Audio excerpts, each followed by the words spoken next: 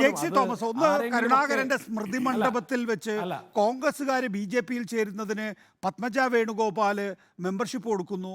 രണ്ട് ആന്റണിയും അനിൽ ആന്റണിയും തമ്മിലുള്ള സംവാദം നമ്മൾ കണ്ടിരിക്കുന്നു. CPM-ന് ഇക്കാര്യത്തിൽ നിലപാടുണ്ടോ?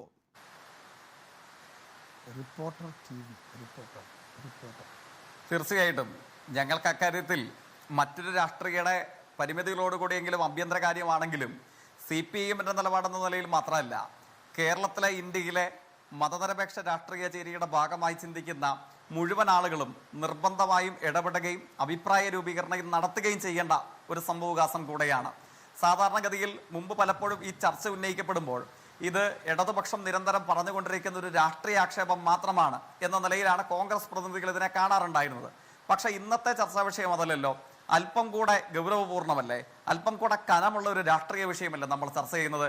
അങ്ങ് കണ്ടില്ലേ, പ്രേക്ഷകർ നിർബന്ധമായും കരുതുന്നുണ്ടാകും, എത്രയോ ചെറുതായി പോയി നമ്മളുടെ കോൺഗ്രസിന്റെ പ്രതിനിധി ഈ ചർച്ചയിൽ ഇന്ത്യയുടെ പ്രതിരോധ സേനയെ സംബന്ധിച്ചുള്ള അങ്ങേയറ്റം രാഷ്ട്ര സുരക്ഷയെ സംബന്ധിച്ചുള്ള ഗൗരവപൂർണമായ രേഖകളിൽ പലതും ഇദ്ദേഹം മുഖാന്തരം ചോർന്നു കിട്ടി.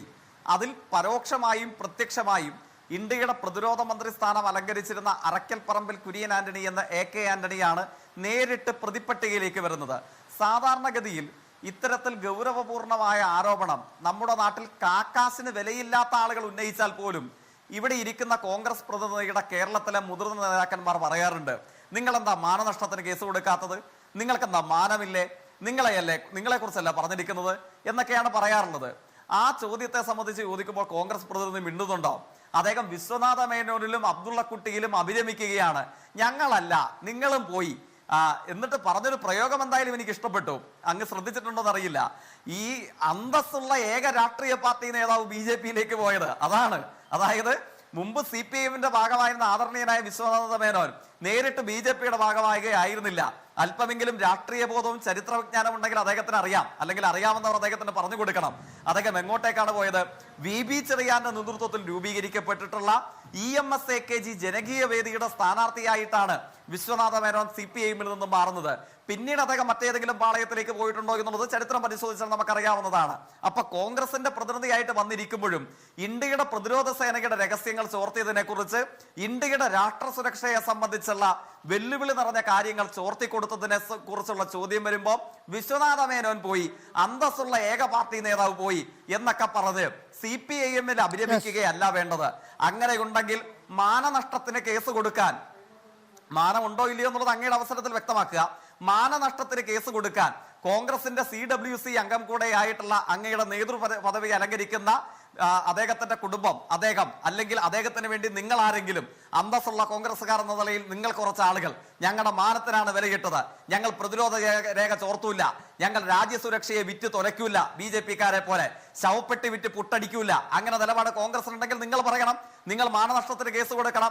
ഈ വിവരം പറഞ്ഞു എന്ന് അവകാശപ്പെടുന്ന മാന്യനെതിരെയും അതിനെ ഏറ്റുപിടിച്ച മറ്റാളുകൾക്കെതിരെയും ഒക്കെ നിങ്ങൾ കേസ് കൊടുക്കണം. അങ്ങനെ ഒരു സ്റ്റാൻഡ് നിങ്ങൾക്കുണ്ടോ? ഇല്ല.